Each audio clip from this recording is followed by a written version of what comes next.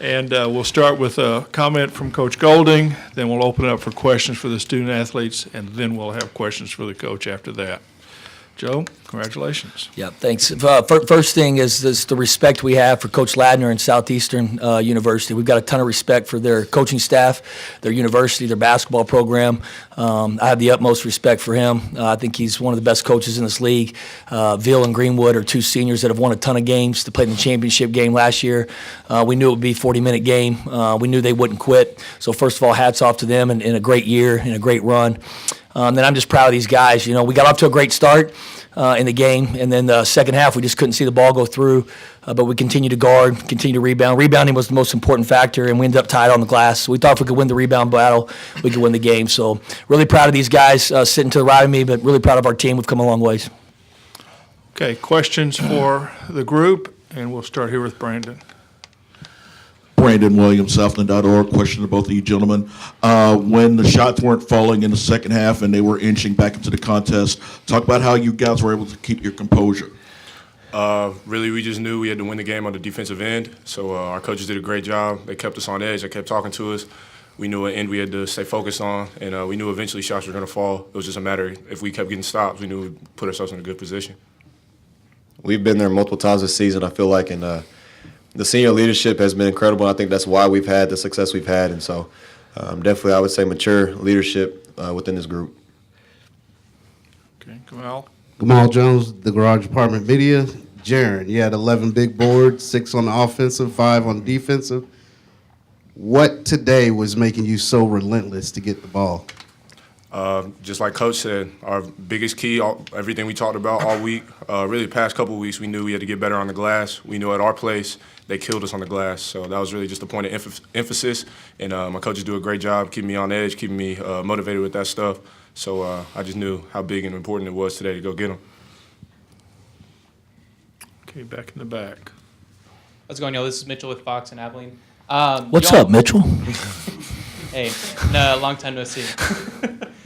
Y'all caused several turnovers. How much did the ball pressure make the difference in this game?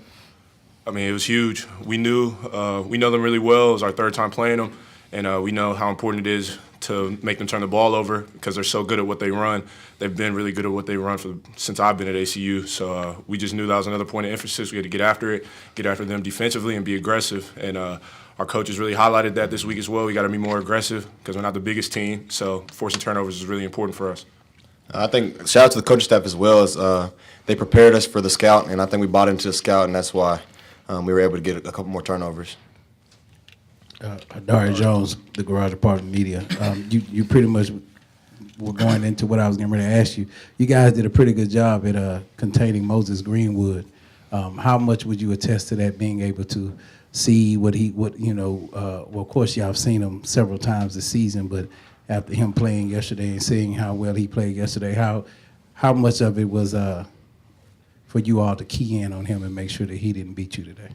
I mean, it was huge because he killed us at our place. He was one of the main people getting on the boards. It was tough to stop him. He's a really good player, and we know he's a tough guard, but that's really kudos to the coaching staff, really getting us honed in on that, and the scout, and really Hayden Farquhar, Joe Pleasant, Colton Cole, they did a great job. And really the whole team did a great job helping out. Got him in foul trouble. That was huge. Tobias Cameron took a huge charge to give him his fourth. So it was just really big that everybody was locked into that. I'll say something, too, on that. When you look at Hayden Farquhar, he's 0 for 9 from the floor, doesn't make a shot, but just was incredible on the defensive end. He never changed. A lot of times, kids, when they're not scoring points on the offensive end, they don't play on the other end, and I just thought he was terrific all night. He's been our heart and soul and our motor. He's been our sixth man all year.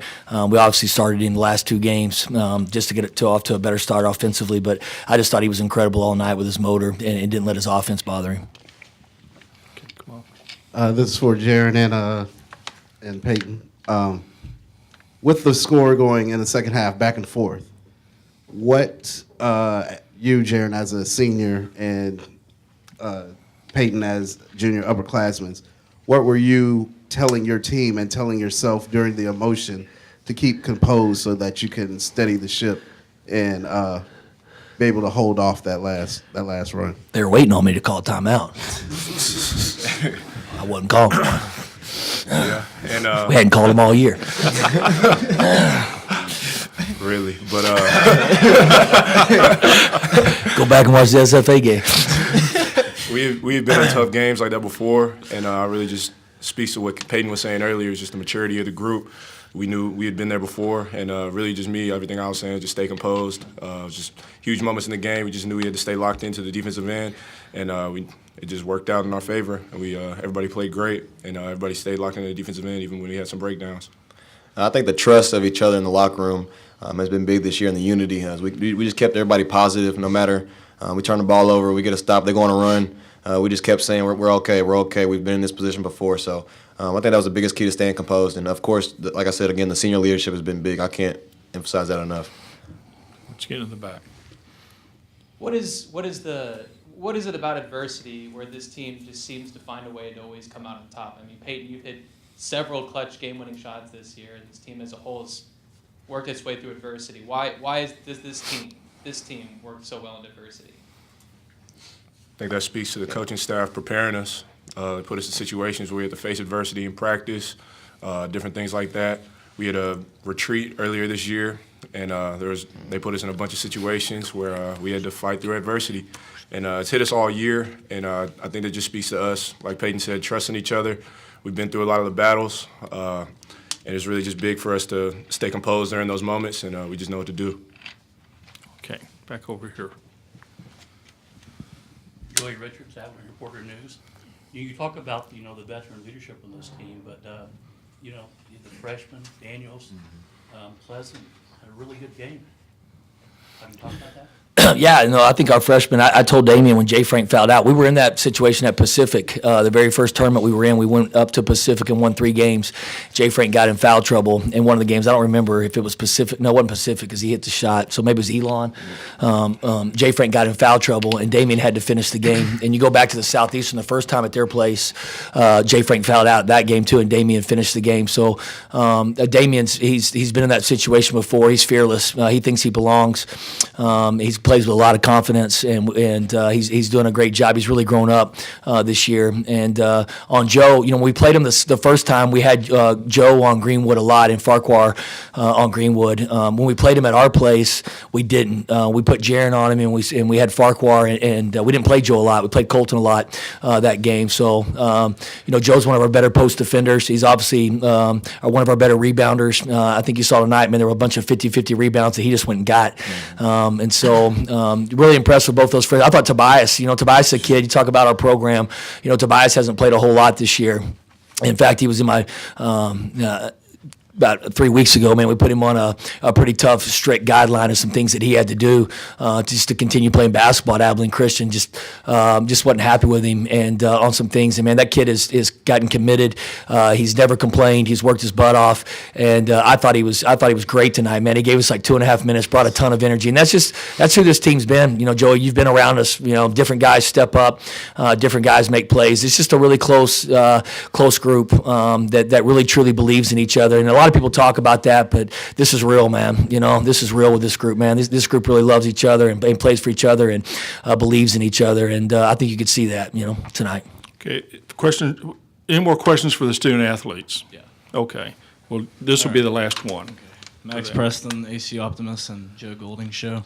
Payten, you hit a big shot about minute 45 left in the game, big three-pointer.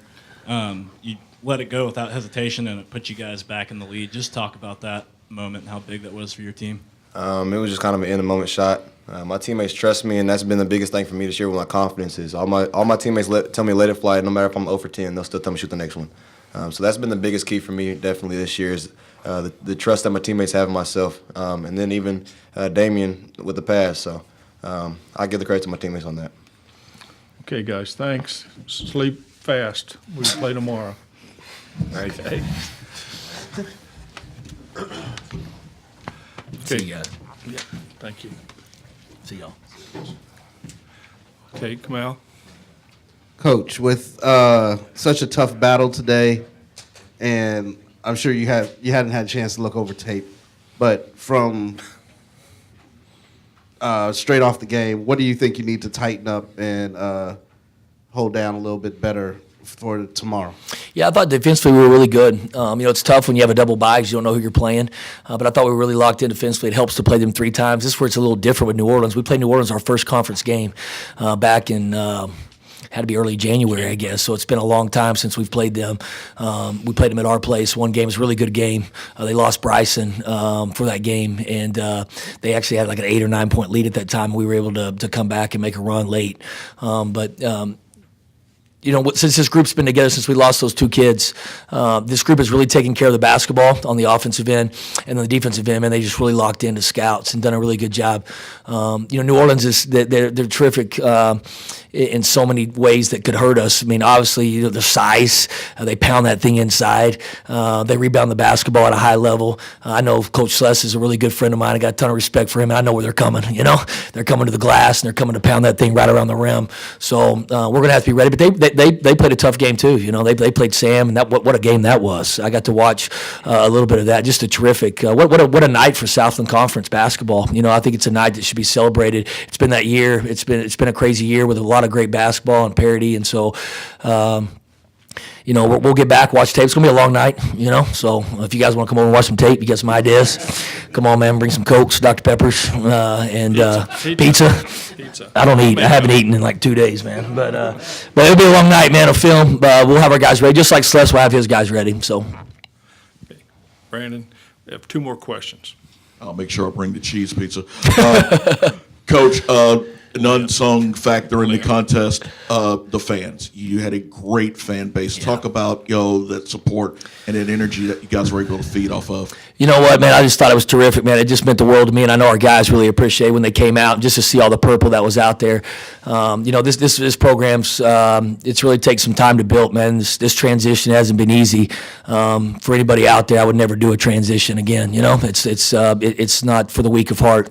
That we paid our price, man. It's been a long journey for us, but just to see these, I think these fans appreciate the journey, especially these seniors and these juniors, man, and what they've done. You got to think about it, man. These seniors, when they came here, they couldn't play in postseason their first 2 years. I mean, think about it, man. That's tough. That's a tough sacrifice. And then last year we lose in the tiebreaker, don't get down here. We just found out what door to go in. This morning at 9:20 when we got to shoot. We know where one locker room is. We don't know where the others. I didn't know how to get to media room. So I just think that our crowd appreciates that. And I appreciate our crowd, and just I'm so thankful for that. We still got work to do on our crowd back home. We're still trying to build it in this league. Obviously, there's some teams that pack it, and home court's a big advantage. But today, I think anytime in a tournament setting on a neutral court, if you can get some fans to come out and bring energy, it makes a big difference, man. And I think you could definitely play. We still got to get them to know when to chant defense and get up a little bit, especially when we can't score and coach won't call a timeout. But we're working on it, man. Okay, last question, Mitch. What did today mean for ACU? The women win, and y'all in your first appearance in the Southland Conference tournament going to advance the championship game. What did tonight mean for ACU? I don't know. I mean, you'll have to ask those people. I know what it meant for me. I take a lot of pride in this. I went to school here.